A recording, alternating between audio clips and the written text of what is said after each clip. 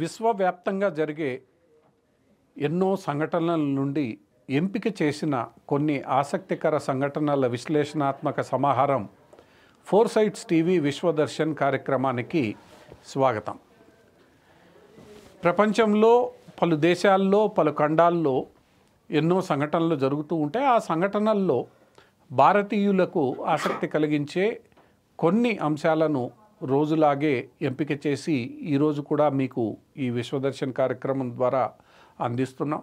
ఈ ఎంపిక చేసిన అంశాలు ఆసక్తి రేకెత్తిస్తాయని ఆశిస్తూ మనం ఈరోజు ఎంపిక చేసుకున్న 5 అంశాల్లో మొదటిది, యుక్రెయిన్కు నిన్న లాంగ్ రేంజ్ మిసైల్స్ను ఉపయోగించుకోవడానికి అనుమతి ఇచ్చిన అధ్యక్షుడు బిడెన్ ఇప్పుడు యాంటీ మైన్స్ను యుక్రెయిన్ వినియోగించుకోవడానికి అనుమతి మంజూరు చేశారు. దీంతో రాబోయే రోజుల్లో యుక్రెయిన్ రష్యాల మధ్య యుద్ధం తీవ్రతరం కానుంది.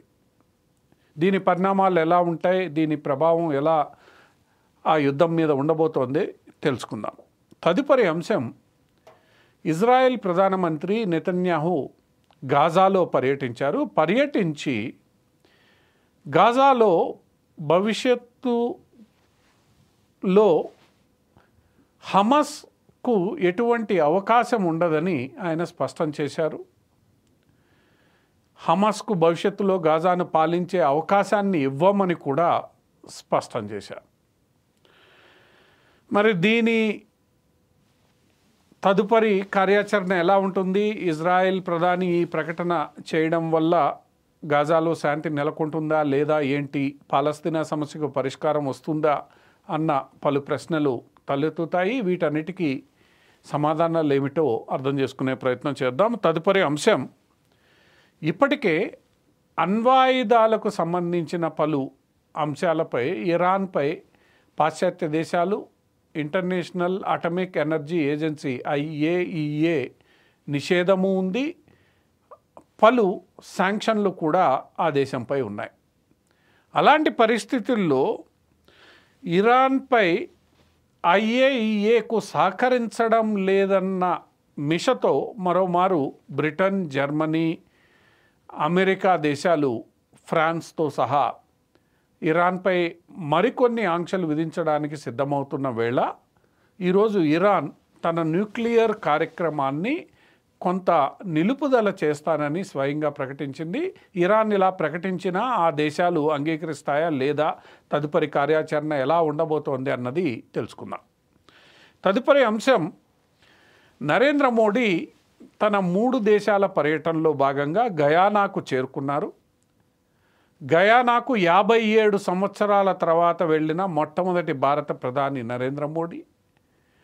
ఆ నరేంద్ర మోడీ పర్యటన విశేషాలను తెలుసుకుందాం. ఇక చివరి అంశం, ప్రపంచంలో నేషనలిస్టులు అంటే జాతీయవాదులందరికీ బద్ద వ్యతిరేకి జార్జ్ సోరోస్, ఆ సోరోస్ కుటుంబం. ఈరోజు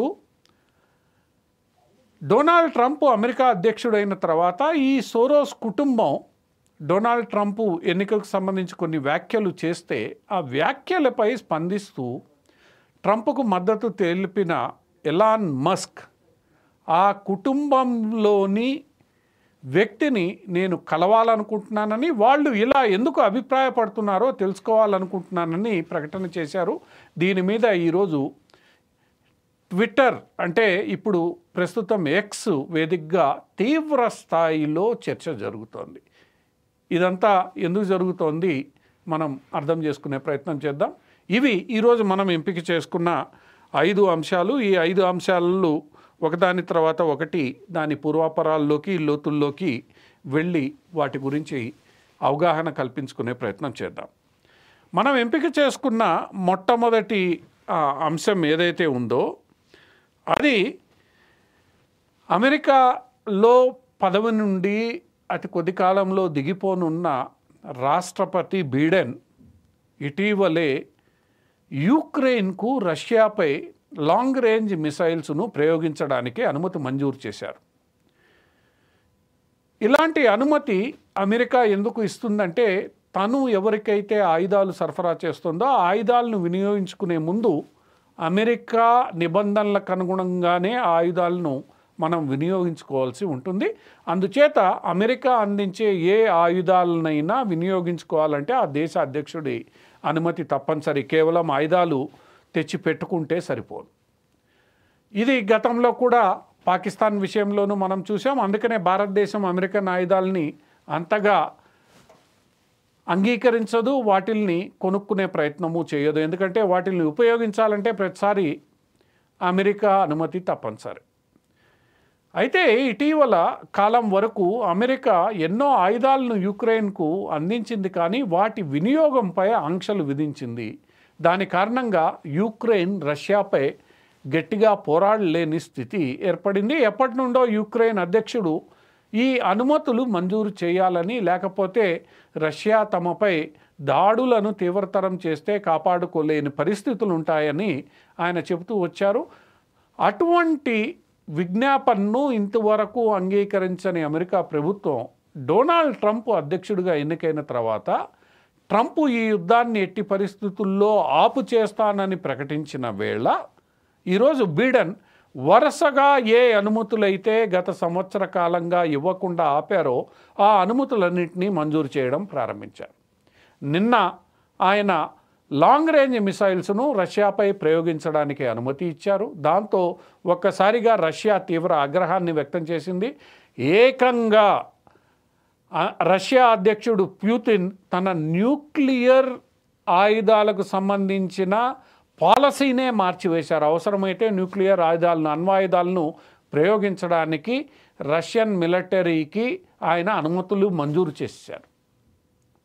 అలాంటిది పరిస్థితుల్లో ఉద్రిక్త వాతావరణం పెరుగుతున్న వేళ ఈరోజు అమెరికా అధ్యక్షుడు బైడెన్ మరొక అనుమతి మంజూరు చేశారు. అదేమిటంటే ఈ సైన్యం యుద్ధ భూమిలో అది ఏ పక్షానికి చెందిందైనా అవతల పక్షాన్ని ముందుకు రానికుండా నిరోధించడానికి మైన్స్ను ఆ ప్రదేశాల్లో వాళ్ళు పాతిపెట్టడం జరుగుతుంది. ఆ మైన్స్ను అవతలి పక్షం దాటాలని చూస్తే అవి తీవ్రమైన పేలుడుకు దారితీసి వాళ్ళని నిర్వీర్యం చేయడము లేదా ఆ సైనికులు చనిపోవడం జరుగుతూ ఉంటుంది. దీంతో నష్టం ఏర్పడుతుంది. అలాంటి అత్యాధునిక మైన్స్ను అమెరికా యుక్రెయిన్కు సరఫరా చేసింది, కానీ వాటిల్ని వినియోగించుకోవడానికి ఇంతవరకు అనుమతి మంజూరు చేయలేదు.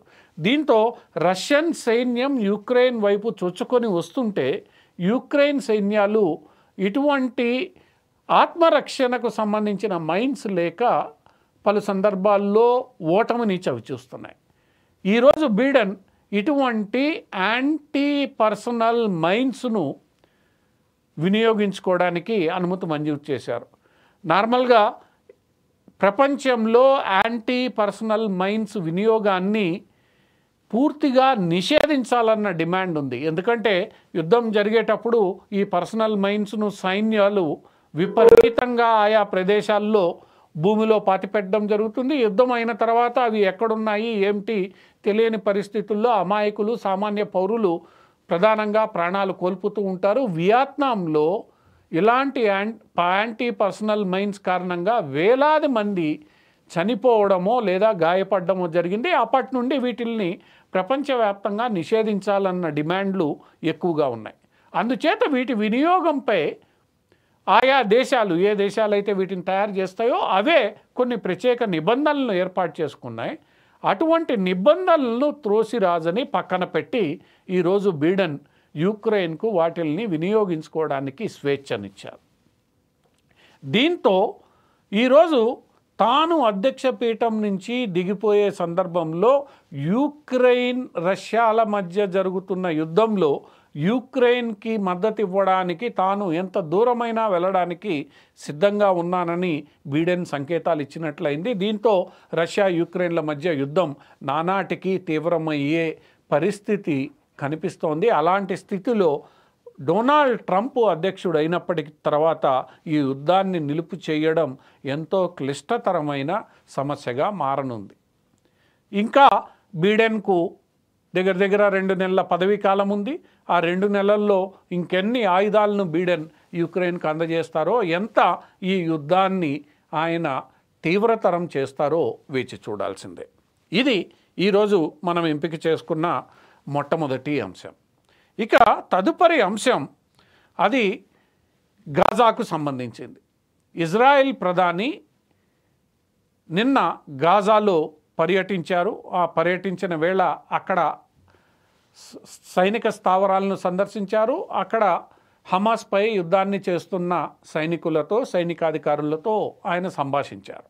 ఇది ఇజ్రాయెల్ ప్రధాని తరచూ చేసే పని.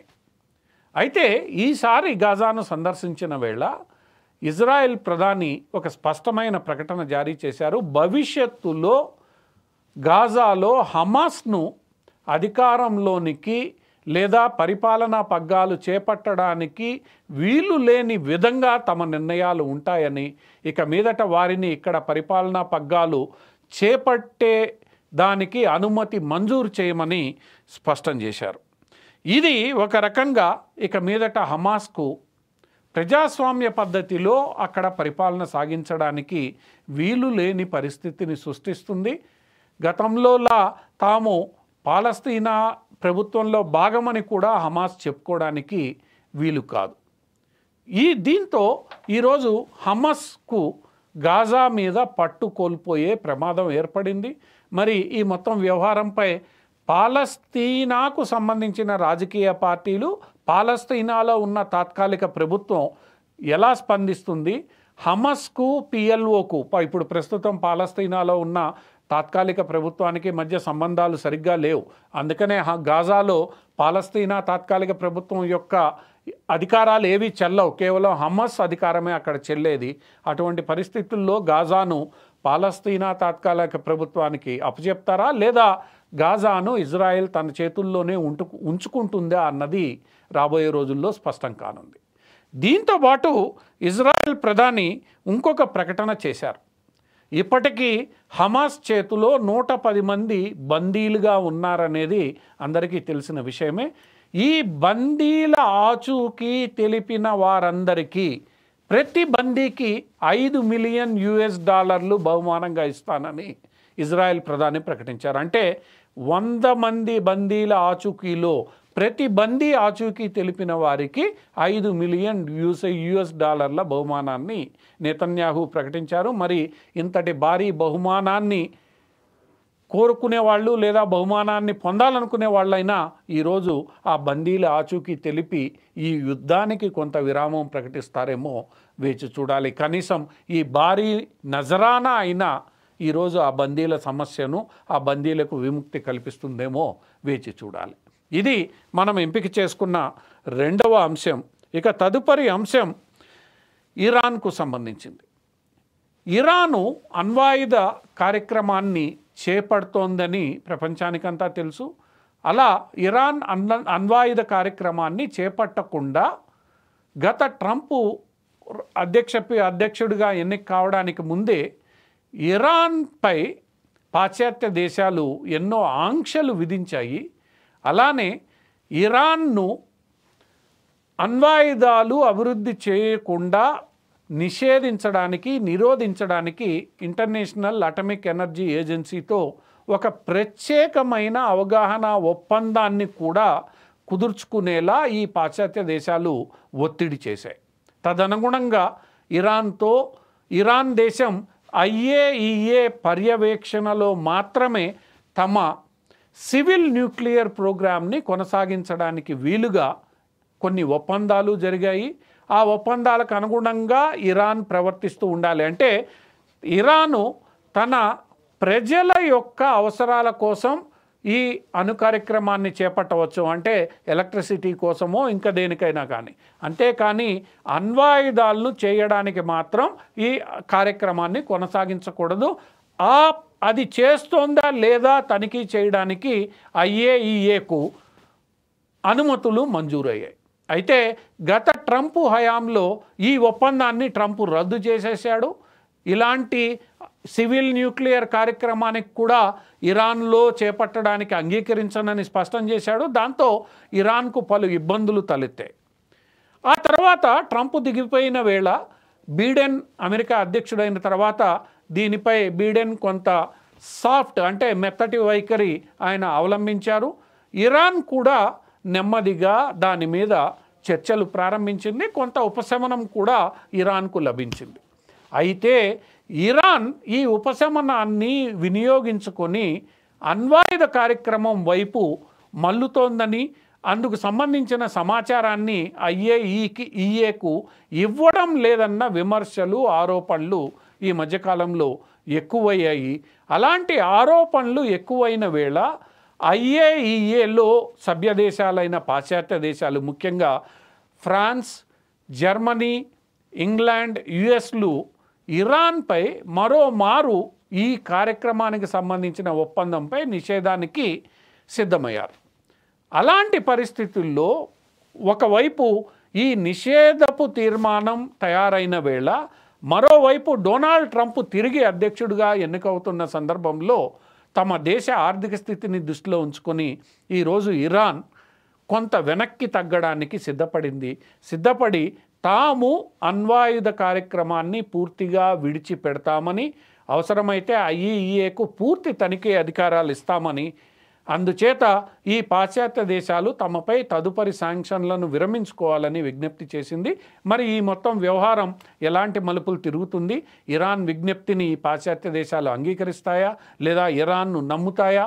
ఎందుకంటే ఇరాన్ పలు సమయాల్లో నమ్మక ద్రోహం చేసిందనే విమర్శలు ఈరోజు వస్తున్నాయి. కాబట్టి ఇరాన్ను నమ్ముతాయా లేదా, మరి ట్రంప్ వీటిపై ఎలా స్పందిస్తాడో ఈ మొత్తం వ్యవహారం యొక్క భవిష్యత్తును తేల్చనుంది. అప్పటిదాకా ఇరాన్ దేశానికి రాబోయే రోజుల్లో ఆంక్షల భయం తప్పదనే పరిస్థితి మనకి కనిపిస్తోంది.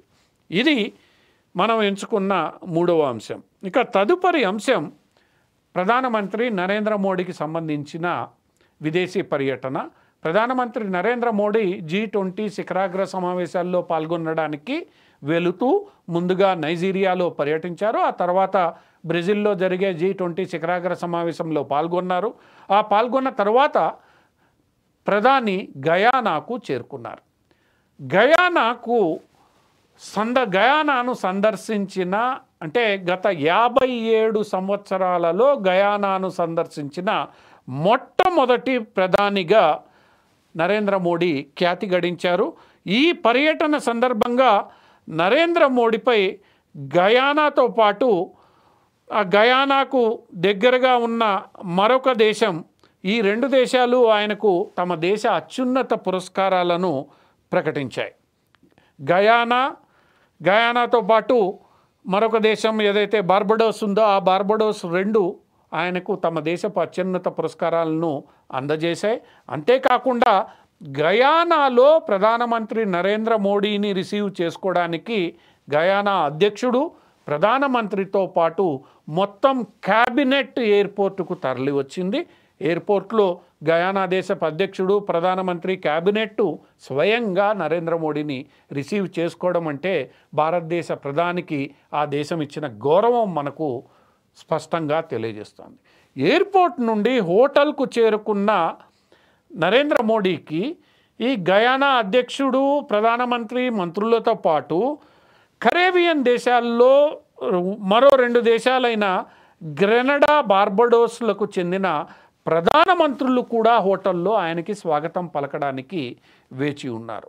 ఇదంతా చూస్తే ఈ మొత్తం కరేబియన్ ప్రాంతాలలో భారతదేశానికి ఉన్న ప్రాముఖ్యత, వాళ్ళు ఇస్తున్న గౌరవం మనకు అర్థమవుతుంది. ఎందుకంటే ఈ కరేబియన్ దేశాలలో హిందువులు, ముఖ్యంగా భారతీయ మూల సంతతికి చెందిన వారు అత్యధిక మెజారిటీలో ఉంటారు. అక్కడ పౌరుల్లో అత్యధిక శాతం, అంటే మెజారిటీ పౌరులు భారతీయ మూల సంతతికి చెందినవారు. అలాంటి భారతీయ మూల సంతతికి చెందిన వారు గత 3 తరాల క్రితమో 4 తరాల క్రితమో అక్కడికి వెళ్ళి ఇప్పటికీ తమ దేశ సంస్కృతి సాంప్రదాయాలను కాపాడుకుంటూ స్వయంగా తాము హిందువులుగా నిలిచి ఈరోజు అక్కడ ఉండడం విశేషం. అలాంటి వారు ఈరోజు తమ మూల స్థానాన్ని నుంచి వచ్చిన ఒక ప్రధాని, అది కూడా 57 సంవత్సరాల తర్వాత వచ్చిన ప్రధానికి వారు తెలిపిన స్వాగతం అంటే వాళ్ళల్లో నెలకొన్న ఆనందాన్ని మనకి ఇది తెలియజేస్తోంది.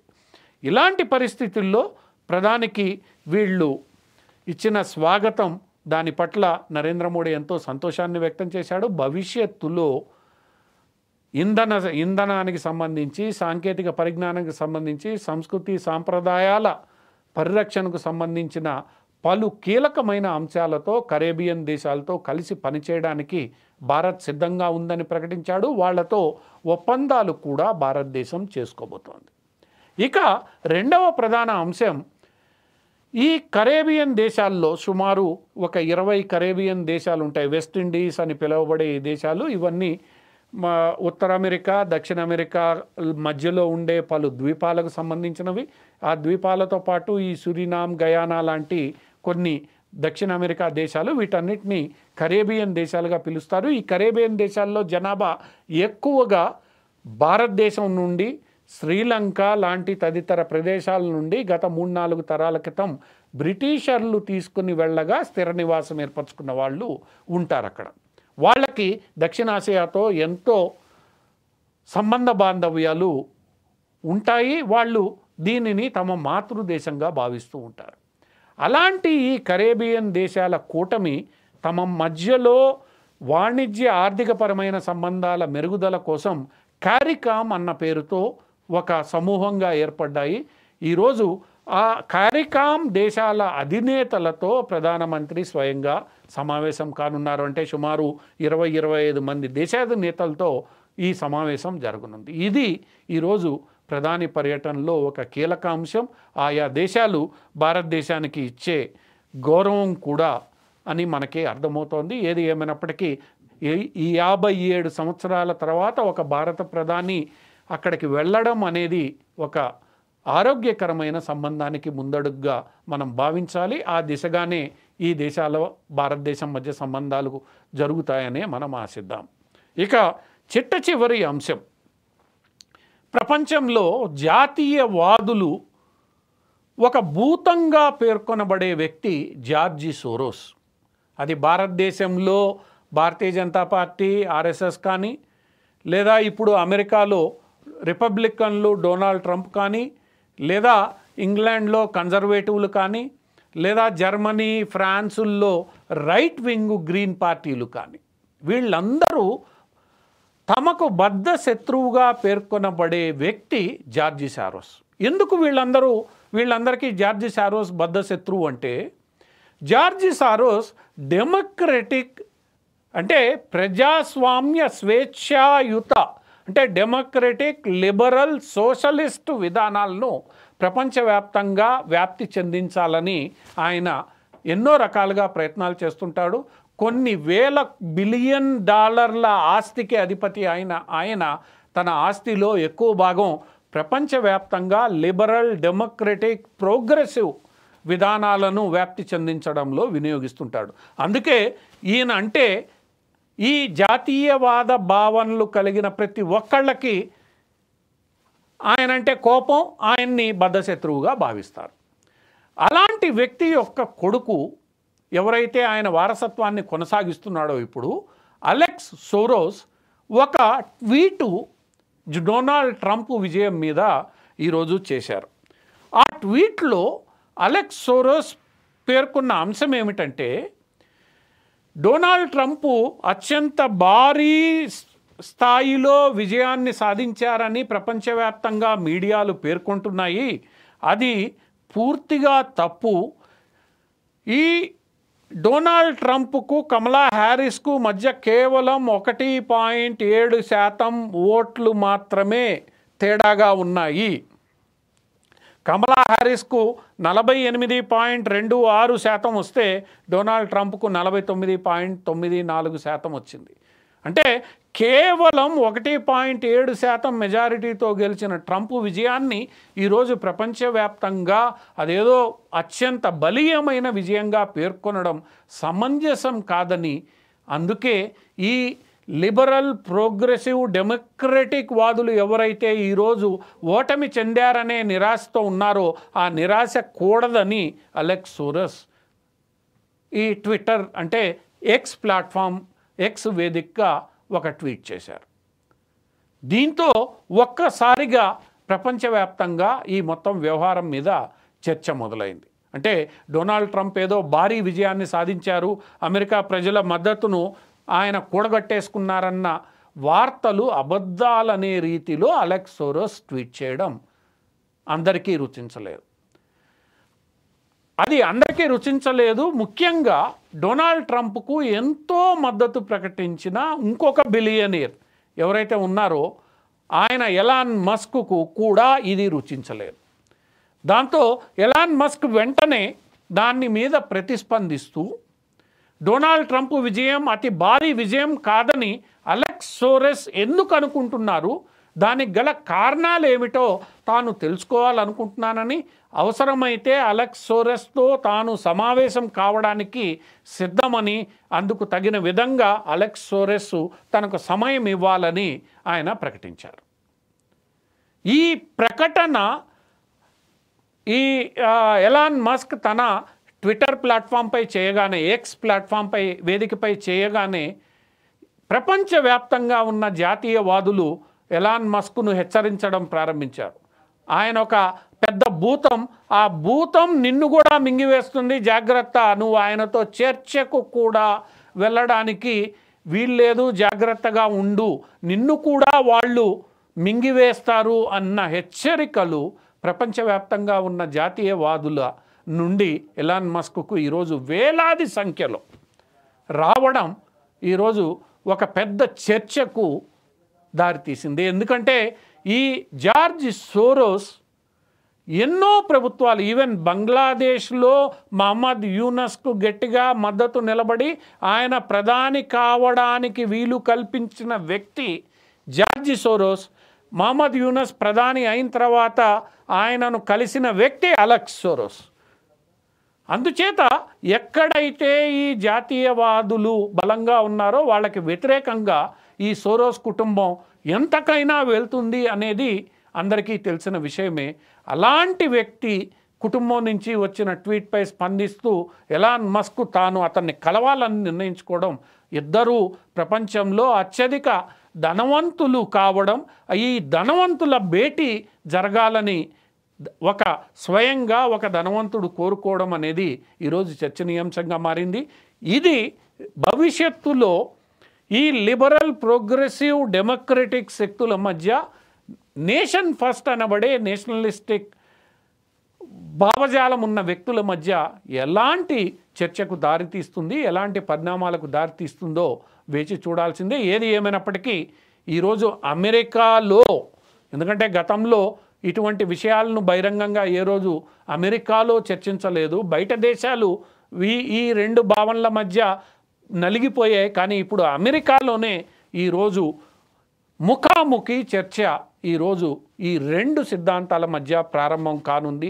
దానికి ఈరోజు ఎలాన్ మస్క్ చేసిన ప్రకటన సంకేతం. రాబోయే రోజుల్లో ఈ డొనాల్డ్ ట్రంప్ నేతృత్వంలోని జాతీయవాదులు, ఈ సోరోస్ నేతృత్వంలోని ఈ ప్రోగ్రెసివ్, లిబరల్, డెమోక్రటిక్ శక్తులు ఎలా తమ దేశంలోనే ఒకళ్ళపై ఒకళ్ళు యుద్ధం చేసుకోబోతున్నారనేది ఈరోజు ఎంతో ఆసక్తి కలిగించే అంశం. రాబోయే 4 సంవత్సరాలు ఈ రెండు సైద్ధాంతిక విభిన్న గ్రూపుల మధ్య ఎలాంటి వాతావరణం ఉండబోతోంది, వాళ్ళిద్దరూ ఒకళ్ళపై ఒకళ్ళు ఆధిపత్యం సాధించడానికి ఎలాంటి వ్యూహాలు పన్నుతారో వేచి చూడాల్సిందే. ఏది ఏమైనప్పటికీ డొనాల్డ్ ట్రంప్ అధ్యక్ష పదవి చేపట్టడం ఇప్పటికే ప్రపంచంలో ఎందరికో ఆసక్తి కలిగిస్తోంది, ఎందరిలో భయాన్ని నింపుతోంది. ఈరోజు అమెరికాలో కూడా ఏదైతే భారతదేశంలో ఇతరత్ర చర్చ జరుగుతోందో అది స్వయంగా అమెరికాలో కూడా ప్రారంభం కావడం ఒక రకంగా మంచి పరిణామమే. ఈ రెండు సిద్ధాంతాలు ఎక్కడ పుట్టాయో అక్కడే తమ భవిష్యత్తును వెతుక్కుంటూ భవిష్యత్తు దిశగా సాగనున్నాయి. ఇది ఒక రకంగా ప్రపంచంలో ఉన్న రాజకీయ విశ్లేషకులకు, రాజకీయాన్ని అభ్యసించే విద్యార్థులకు, ఉపాధ్యాయులకు కూడా ఒక ఆసక్తికర అంశంగా మారనుంది. సో రాబోయే 4 సంవత్సరాల్లో దీనిపై ఏం జరుగుతోందో వేచి చూద్దాం. ఇవి ఈరోజు మనం ఎంపిక చేసుకున్న 5 అంశాలు. ఈ 5 అంశాలు మీకు ఆసక్తి కలిగించాయని ఆశిస్తూ నేటి ఈ ఫోర్సైట్స్ టీవీ విశ్వదర్శన్ కార్యక్రమానికి సెలవు. రేపు మరికొన్ని ఆసక్తికరమైన అంశాలతో ఫోర్సైట్స్ టీవీ విశ్వదర్శన్ కార్యక్రమంలో కలుద్దాం.